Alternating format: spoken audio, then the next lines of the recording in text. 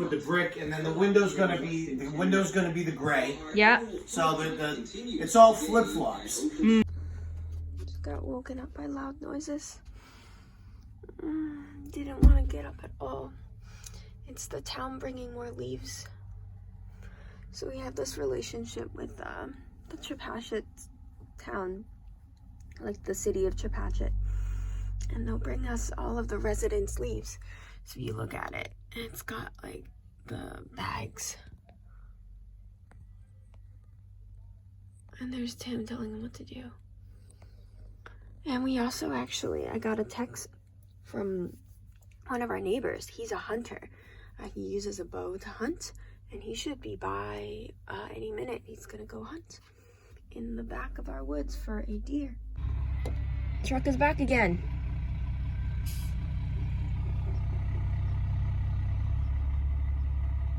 Make that loud noise. I dare you. Do it. Freaking do it.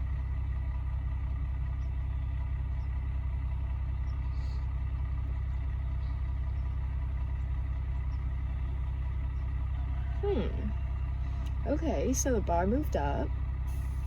I don't know what that bar did. And up it goes.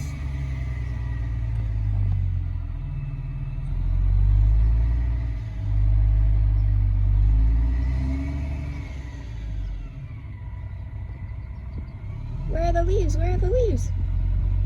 Ooh. Here they are.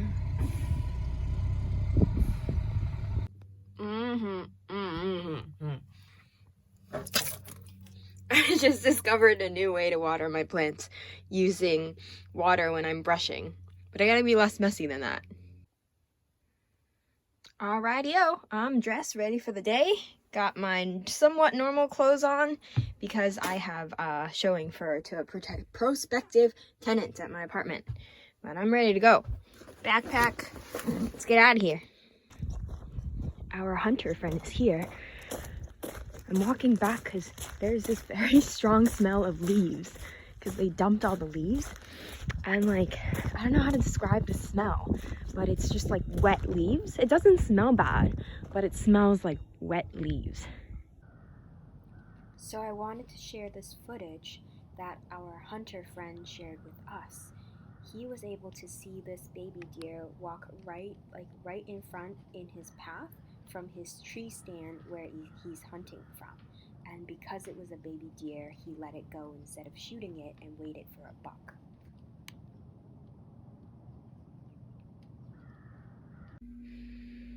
Okay, I'm in a little bit of a rush this morning, but this kombucha must be done. It has cooled off all the way last night, and right now I have to take the tea bags out, kind of squish them a little bit, get all the juices out, and then throw the compost out, and then fill the jars.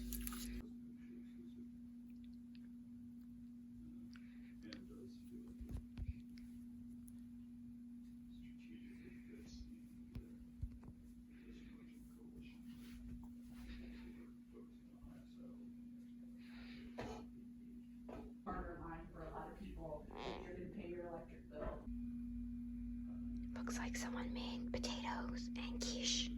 I'm gonna take a bite. With some kale, I think. It's good. Alrighty, packed up my stuff and I am out of here. My mom wants some, that's probably super loud. My mom wants some sheep poop. Got pellets of sheep poopies in here. My mom wants it for a garden fertilizer. Sheep poop mixed with hay and a little bit of chicken poop. And my stuff for fixing things at the apartment. Off I go. I'm off the farm and on the road like a regular person. I think I'm still in Chepachet. This is the main road back to Providence. Ah, city life. I am now in Federal Hill, about a minute from the property. Maybe I'll grab lunch around here. Probably not. Okay, so I just did a little showing of this apartment, and honestly it was a little overwhelming. The tenant wanted to, let me put you down right here. The applicant wanted to take a week, so he's deciding between moving in with his friend into a house, because the friend just bought a house, and moving in to the house versus getting a place of his own. And this is like a 2-bedroom apartment. I guess I can show you around. Okay, this is the kitchen, stove, little nook, got a bathroom. And he was trying to decide whether he wants to live on his own. He's a UX designer, and like a consideration is just space. Like if he lives with his friend, he can enjoy a house and the freedom of, like, you know, everything a house can offer, versus he be able to live alone here. This is actually really an area I want to dig into. Maybe I can outfit it so that the tenant can like kind of go out and enjoy a little porch space, but I'm sure I'll have to like pull a permit or something. Yeah, and I'm here today because I've been touching up some paint, right? Like, I'll show a spot where it's been bad. Last time I was here, I already did a lot of it. You can see it's a little bit like off color.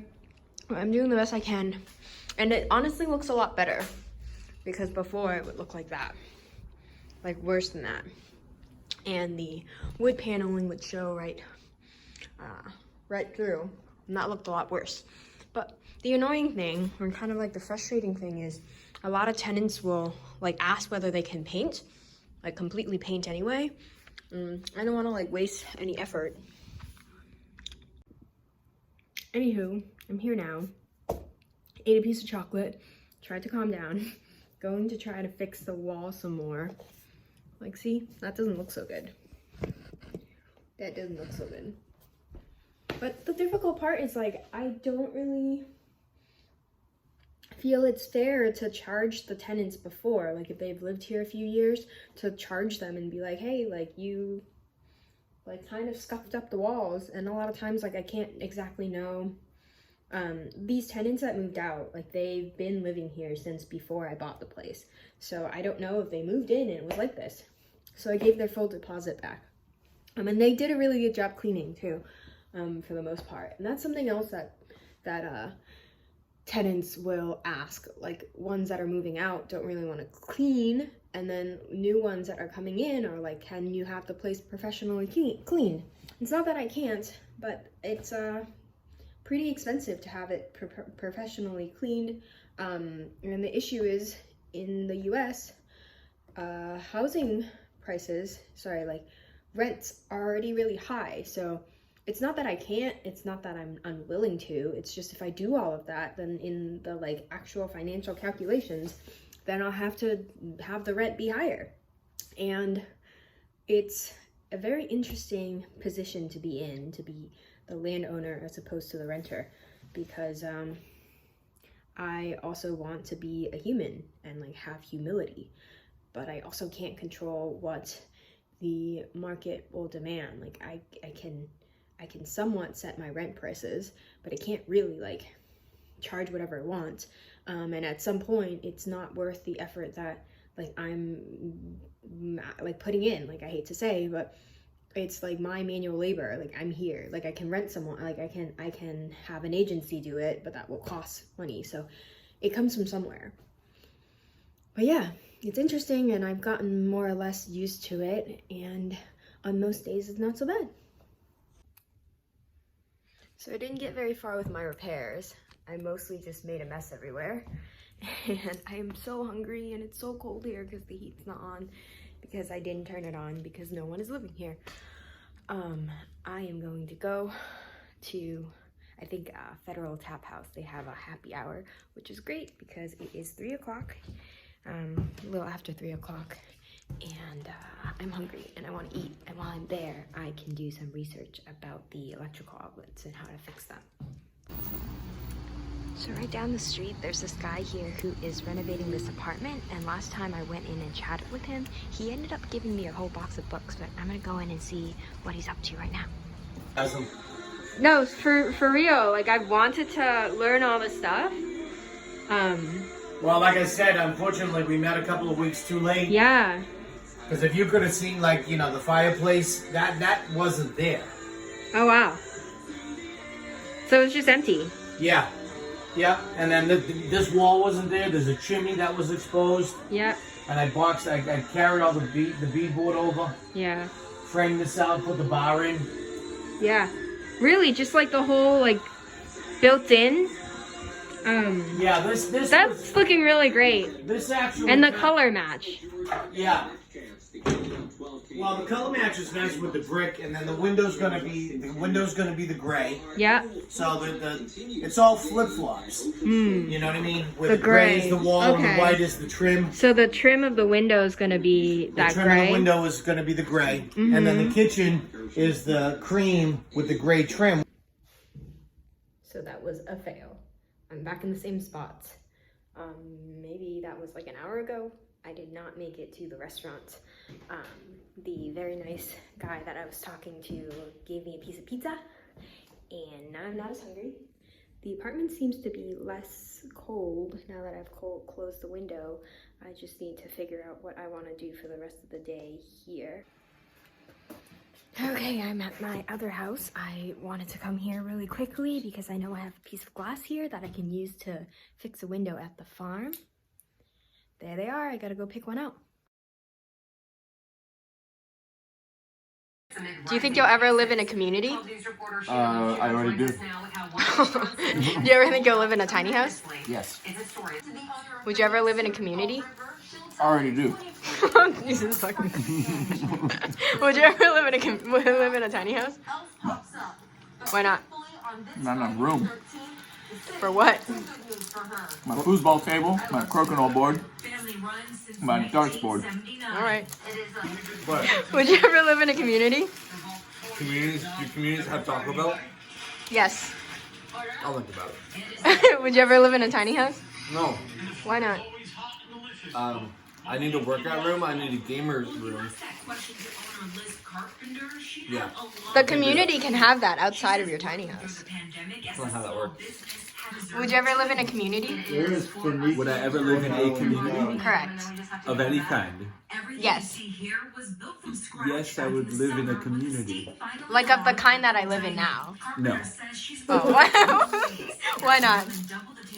because I am uninterested in living in such a space, Ouch. such as a tiny house, and with people in such close connection for an extended period of time. Okay.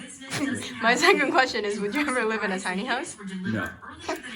Thank you. So I was in Fox Point and Federal Hill today and kind of did a day off farm because when I have to go to Providence, which as you saw, when I go to Providence and take care of the properties and do the property management side of things, I'm already in Providence, so I try to like batch my trips.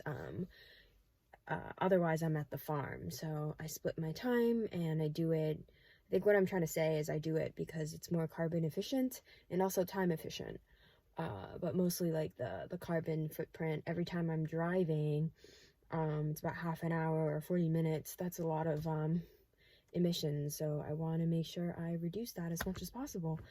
Didn't end up going to visit my mom. I was going to do that. It was her birthday tonight, but actually she already had like previous, like she had made plans and I had told her last minute. But if you're watching, happy birthday, Mom.